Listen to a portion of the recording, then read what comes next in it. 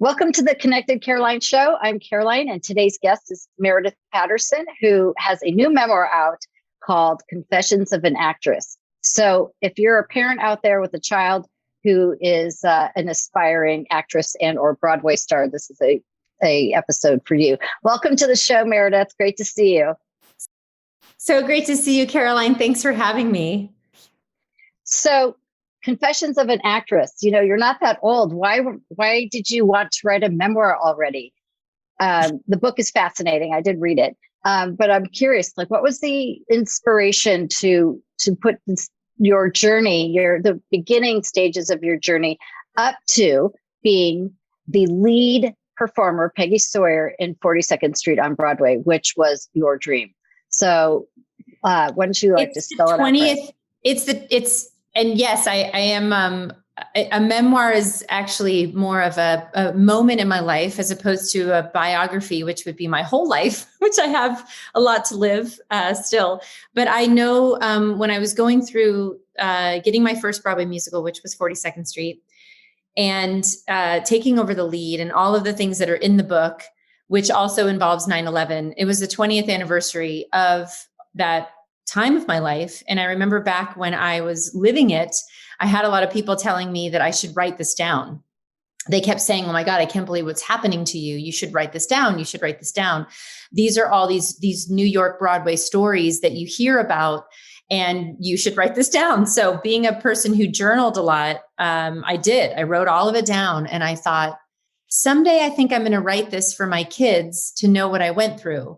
But I really didn't know that I was going to make it into a book, because one of the characters or one of the people in the book is actually one of the writers of 42nd Street. And I actually wasn't sure I was going to be able to write what I really wanted to write, what really happened to me, because he was alive and I thought wouldn't let me say that. And then he suddenly passed away in 2019. And it made me double think about the 20th anniversary is coming up. I had no idea that COVID was happening. Nobody did. But all of a sudden I had all this time to compile all of my memories and all of what was happening. And I felt kind of a freedom knowing that this person had passed away, knowing that I had the freedom to write what really happened and not censor myself. And I just started piecing it together. And I didn't really ever plan that I would have a book. In fact, it still doesn't really feel real to me because I don't have a physical It's copy. real. It's real. I read it. People have read it, and a lot of people are reading it. And it's only been out for a couple of weeks now. And it's amazing the response that I've gotten from the theater community and people who do aspire to do Broadway, but also just people, because it's a story that I feel a lot of people can relate to.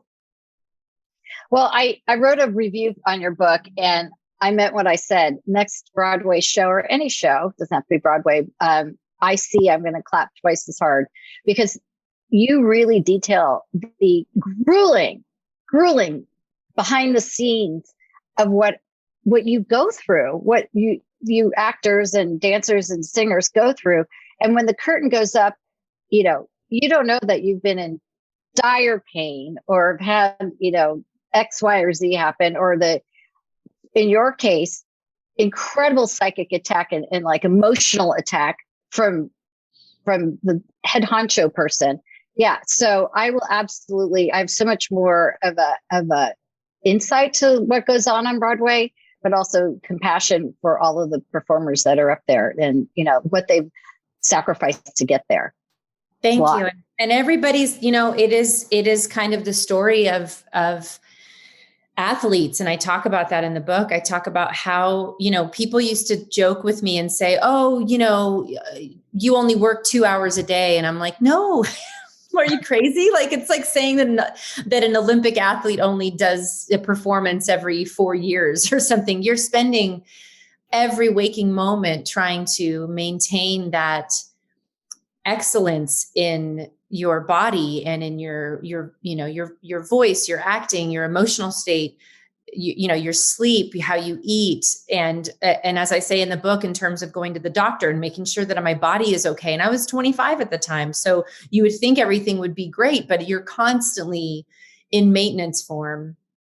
And that's just the physical part of it. And the emotional part and the mental part is a huge thing.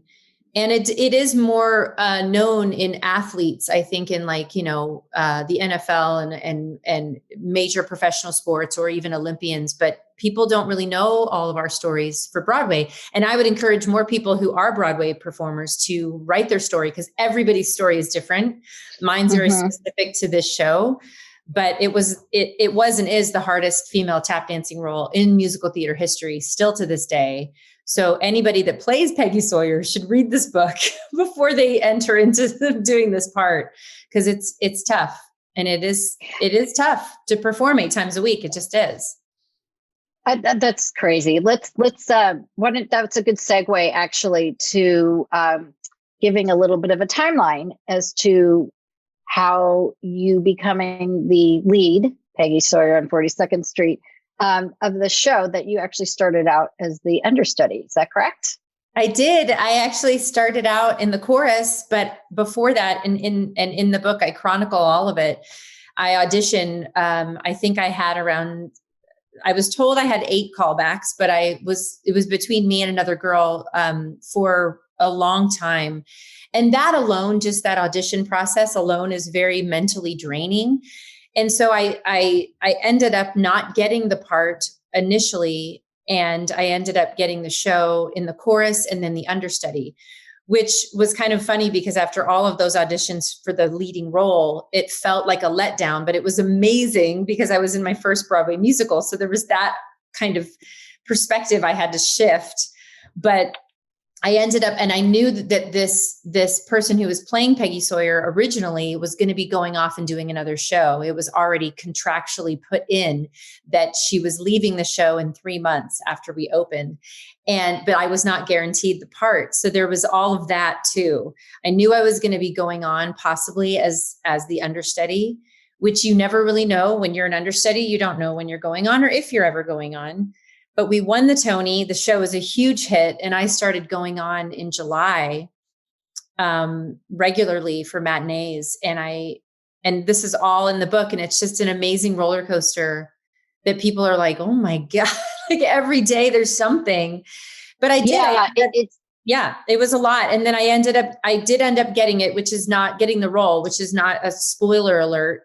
But I did end up getting the role. And the next thing that happens is 9/11. So this is why everybody back then kept saying, write this down. I can't believe this is happening to you and happening to all of us. So it was such it was and still is when I was sifting through all of my journals and writing everything down, such a incredible perspective shift.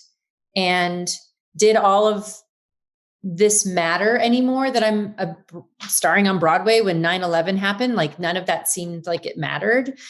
And yet it mattered even more because we all needed to be taken away from that incredibly scary time. So what I did ended up having a totally different meaning that I didn't ever really expect. So that's where I say it's just such a good journey for anybody to read, but especially people who do theater for a living or go to theater and know how it does transform you and make your day better or your perspective of life change. Right. Yeah. You detail in the book, those 2 days after 9/11 that you guys you started performing again, which was insane when I read that. Cause I'm like, oh my God, everybody was just like still running around just in shock. And for you to have to focus and do your performance, I mean, the emotional,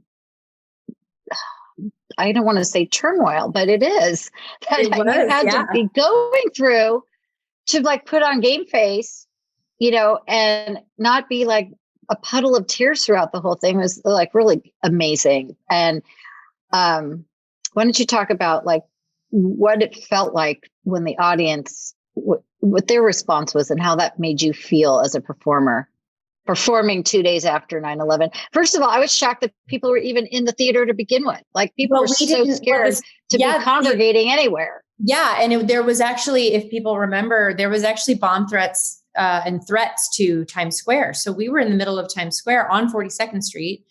That's where the Ford Center Theater was. And we were going to the show, and we were expected to return. And it was something that I was mad about. I was actually not happy about it. And I remember coming into the theater and really being frightened for our lives. It was that dramatic. And we still thought people were trapped down in the World Trade Center. So we were literally not knowing why on earth are we here. It's about money. It's about the producers wanting to, make sure the show gets back. And that's what we thought. But what ended up happening was the people that came to see the show were the wives of firefighters, rescue workers, people who were trapped in the city who couldn't get home. And they did what's called papering the house, which is where they gave them free tickets and just said, come in. And we were all trying to just get it together because our show was very hopeful. And my character was this amazingly innocent, hopeful person tap dancing in sequins. And I thought, how on earth am I going to do this when I'm literally scared for our lives right now? And every noise of every set that moved, and our theater was huge, and these sets were, automation and all these really loud sets. Everything was just petrifying. We cried during the whole show. I don't remember not crying through that entire week, because that was a Thursday, that whole weekend. And the audience just, you look and everyone's faces are wet with tears but then at the end, we all just were cheering. And I had a flag given to me at the end, which I didn't know was going to happen. A little flag that I just raised up as high as I could and just waved it. And everybody leapt to their feet and we sang God Bless America.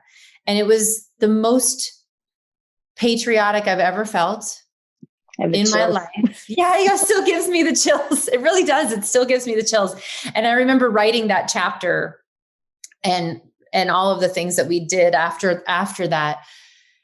And it is something that I will never forget. And I never would ever want that kind of an incredibly horrible thing to happen to us ever again.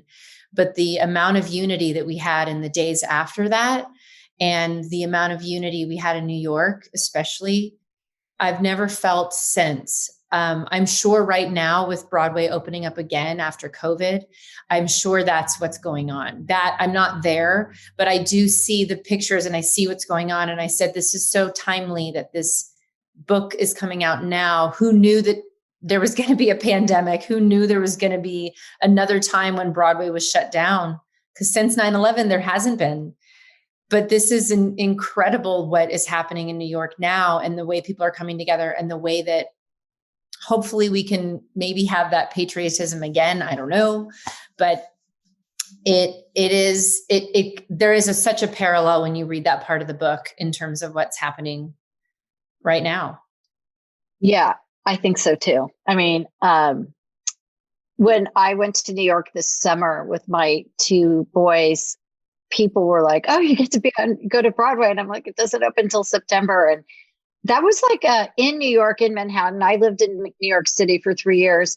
I mean, such a foundational backbone of New York City is Broadway, and to not have Broadway going on have it dark, was weird to be in Times Square and just have no action and activity coming in and out of those theaters. It was definitely different. So a friend of mine actually wrote on Facebook that he got free tickets to this new show 6, and he was so excited to be going and to being, stepping into Broadway theater again. So I mean, there's nothing like live theater performance. There really is. It goes all the way back to the Greeks. The reason why we all collectively want to get in a theater and want to have somebody, even in a small bar, like to have someone sing to us, is molecular. You and I are both energy people. Like that feeling is palpable. You can't, and us being in front of screens and all that stuff for so long with this pandemic, we are craving it. And I think that's so awesome that that's happening in New York. I hope that it all happens in a safe way. I hope that, that can happen. There's so many more layers to that than there was during 9/11, but 9/11 had plenty of layers, of fear in itself. And that is the weirdest parallel of writing the book, having it come out right after a pandemic, which isn't done yet, 9/11 was a major part of your story. And then, launching it, just the pandemic gave you an opportunity to write the story. And then, you're releasing it at I wouldn't say the end of a pandemic, but definitely, where it's a little bit more understood, whatever that means. Whatever that means. But it did mean, it didn't, for me, when I was talking to my editor, which I hired an amazing editor, Howard Levy, who was in New York at the same time. And that was important to me, that he understood that time of what it was like to be in New York during 9/11. And he's an incredible, incredible writer. And we were talking about just the fact that that this gave me the time to, this pandemic gave me the time to write this book it's just such a strange, that's where I just kind of laugh at how life is. You never know what's coming, and tell your story. And I think we all have a story. We all have a voice. And, on my podcast, I've talked to a lot of incredible Broadway veterans, and they all tell their story. And even when the pandemic hit, even them telling their side of the story, I know that there's more books coming out there with Broadway perspectives, which I think is so important. And my editor said, I've heard a lot of stories of 9/11. I've never heard a story of somebody who was starring on Broadway at the time and how that feels. So even though that is a part of the book, it's a big part of the book, it's not the whole journey, but it is such a palpable thing. It is what made him want to work on the book with me, was that he thought that was so important to tell that story. So I hope it encourages more Broadway performers to tell their story, really. I do too. So really quick, you're an actress and a Broadway star. How are you marketing? How are you getting the book out? Which Caroline, in the book, I say, I constantly say how I would laugh when people would say you're a Broadway star, because I didn't feel like one. I felt like kind of like not a fraud, as I was starring on Broadway, but it's like, when you have this view of yourself, or you have a view of what a Broadway star is. And I say that in the book. But so I think I noticed this too, working with, my past, working with musicians. You have this aspiration. You had this aspiration as a young child. And once you get into that, inner circle, it becomes part of your life. So you don't feel like you're on, over there or looking up anymore. Now it's just what you do, and it's your everyday life. It's your job. It's not that aspirational thing anymore, untouchable thing. It just becomes part of your day to day. And the book goes into your family, and it goes into your personal life at the time. And you really do a great way of weaving all of it together. It's really well written, and I just loved it. Really quick, I want to talk about the other things that you've done besides Broadway, because you've done soap operas, primetime TV. You've had one of the coolest on air, or what do you call it? TV husbands. Why don't you just talk about that really briefly?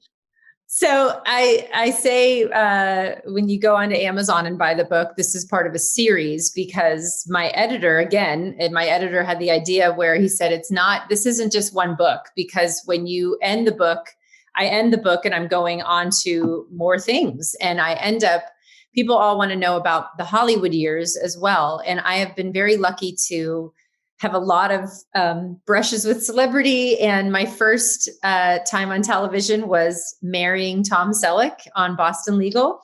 So that was my television debut. So no pressure. I was literally, my first scene that I filmed was between Tom Selleck and Candice Bergen.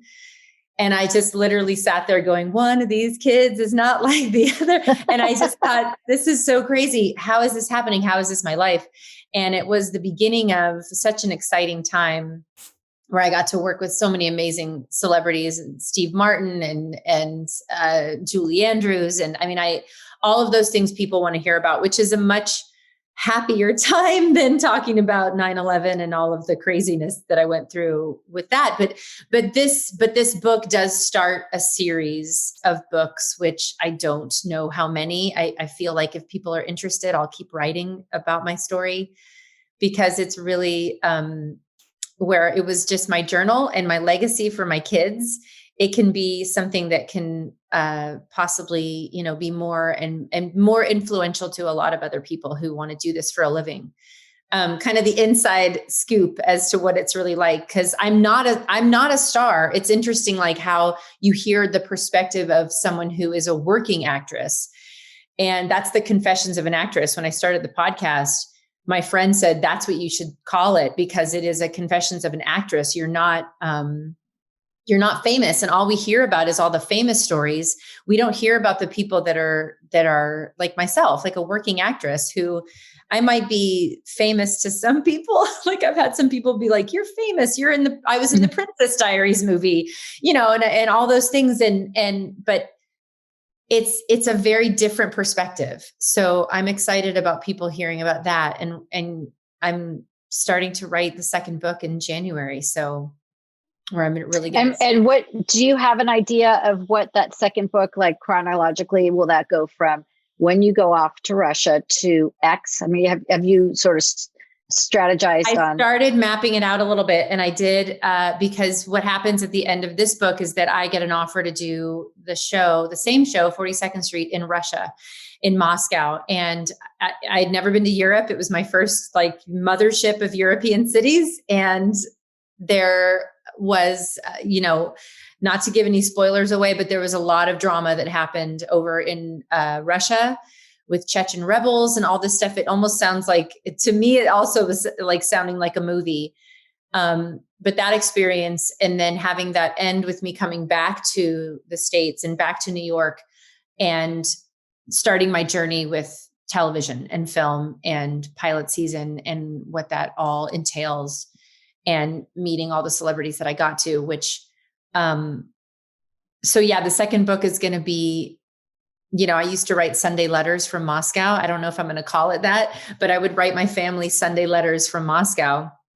And every Sunday I would kind of fill them in on what was happening via email. So I have all those emails, and it's going to be fun to kind of dig through and see what. Yeah, that's cool. It might take a different shape and form on your second book, and you can do whatever you want. So just want to remind everyone, we're speaking with Meredith Patterson. Our friends call her Mayor. Meredith Patterson's book, Confessions of an Actress, is available on Amazon. And how can people connect with you? People can connect with me on social media. I run all my accounts, and I get every DM and every email. And I'm on Twitter and Instagram and Facebook at Mayor Patterson, Mayor. And I'm sure all the links will be in the show notes and all of that. But you can connect with me and ask me any questions about the book. I do a lot of lives on my Instagram account, and also my Instagram account for my podcast. And my book is Confessions of an Actress. And meredithpatterson.com, all things. And so, I am really excited to see where this goes, because I know I self-published. So I did everything myself. I'm actually recording the Audible for the book in the next month. And I'll be doing that myself as well, which I think is so cool that you can do everything yourself now. And if a publisher wants to come to me, if it becomes bigger than life, and I need a publisher, I would love that. I'm open to all things, but I wanted to slow roll it out because I wanted to do it my way. I didn't want anyone telling me how to tell my story, and I wanted it to come out before 9/11. So, and I did it. That's what's crazy, is that I did it. Who knew I would add author onto all of the other things that I have done in my life, which I'm proud of myself, if you will. Oh my God, I'm so proud of you. I mean, you put your mind to something and you get an idea and you do it. And I love that. And I'm really excited that you will be narrating your book, because that is like nothing better than to have the author narrating, if at all possible, because the passion that comes through it is just different than having an actor do it, or a voiceover person do it. It's very different. Audible. I love Audible so much. I do too. I love Audible. I'm listening to Betty White's book right now, which to hear her talk about herself is just there's so much humor and so much awesomeness behind her voice. And I've heard Matthew McConaughey's book. I listen to a lot of Audible books. I listen to a lot of memoirs. Demi Moore's memoir is amazing. Sally Field. And they all narrate their own Audible. And when I was I always wanted to do that. I was looking into that and I was like, oh my God, I can actually do that. And the designer of my book, Lena Yang, who's awesome, she does marketing for Audible. So it just happened to be a really great connection. Oh, perfect. So I'm going to have her help me, get it to them. But that's what's so great about this time in history is that if you are an artist or you're somebody who wants to create something, there's so many avenues to do it yourself. You just have to be committed and have the mindset to get it done. And it is a task, but it is really awesome when you're done. And I still doesn't feel real to me, but even though it's real, I'm getting people who are texting me and posting them with holding my book in their hand and on social media. And I just love it. I really love all of the people who have connected with me over this book. And I'm thankful. You mentioned something that I think is really key. You were the star of one of the biggest Broadway musicals ever.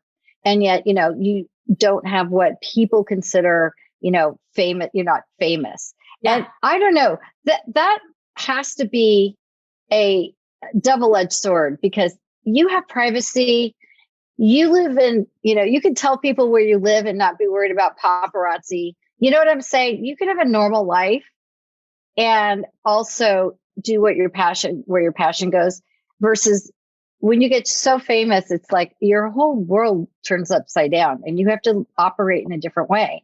Have you thought about that? I mean, absolutely. There's been many people who, and I've known some people who, before they were famous, Chris Pine, I was opposite him in Princess Diaries and he was, just a brand new kid to Hollywood.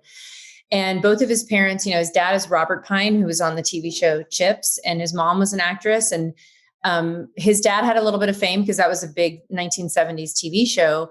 And I remember I've had conversations with him after he got Star Trek and after he became famous. And he and a lot of other celebrities, I've had moments where I've talked to them about fame and about paparazzi and about that kind of, you're in a glass house where everyone's staring at you. And some people, and most everybody that I've talked to who's been famous, including Julie Andrews, who's super famous, they know that it's something they have to deal with. And it's not ever a comfortable thing. And I being I talk about this in my book, I'm an empath. I feel a lot of feelings of other people. I'm very intuitive about feelings. And I don't know that I would ever like being famous. I want the opportunity that fame offers me. And that's what all of the famous people I've talked to. And I've even been in situations, which I'll write in my book, with Channing Tatum when I coached him how to tap dance, where we were photographed. That's awesome. We thought we were photographed as a couple, and he was in the middle of, I didn't know at the time, his marriage breaking down, all this stuff. And it was very stressful. And I was pregnant with my second child at the time. So who's this blonde with Channing Tatum and she's pregnant? And who knows what that picture could have created. And it's just it's so much drama that none of us who were actors, but we don't want drama. Like I don't like all of that around me. So I have experienced that in a very small, minute way and hated it.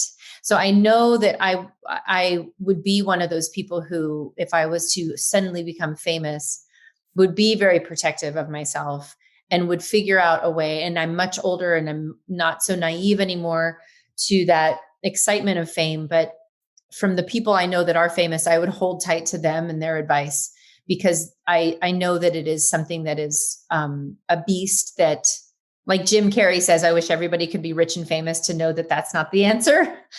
Right. We all want the money and we want the opportunity. Quote. Yeah, we want the money, we want the opportunity, but we don't want the that feeling of just people hovering over you and not being able to go to the grocery store. For those of you listening, her book, Confessions of an Actress, and her podcast are all available right now.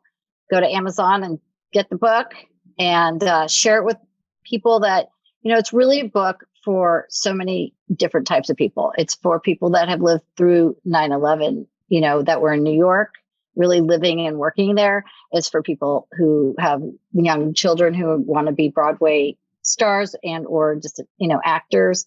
It's for people. It's definitely a relationship book, talking about real relationships when you're trying to like claw your way up into a career and also, dealing with relationships. It's really a fantastically done book. So Confessions of an Actress, Meredith Patterson, thanks for being on Connected Caroline again. And until next time, this is Connected Caroline. Make it a giving day. Bye-bye.